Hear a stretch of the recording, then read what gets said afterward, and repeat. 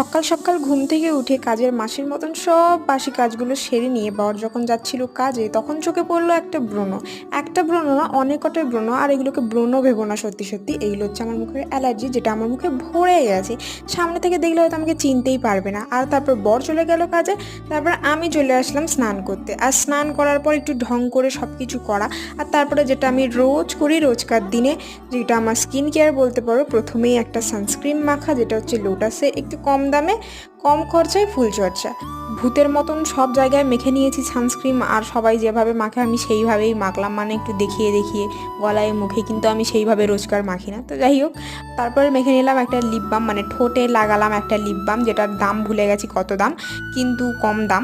আর মুখটা না heavy glaze মারে। আর আমার অ্যালার্জির ওষুধ কিন্তু ঘরে ভর্তি, কিন্তু আমি তাও খাই না, কারণ যেটা আমার ভালো লাগে না সেটা আমি করতেও চাই না। আর তারপর সিঁদুর পরে একদম রেডি হয়ে পড়েছি কাজের মাসির মতন আবার খুন্তি নেড়ে রান্না করার জন্য।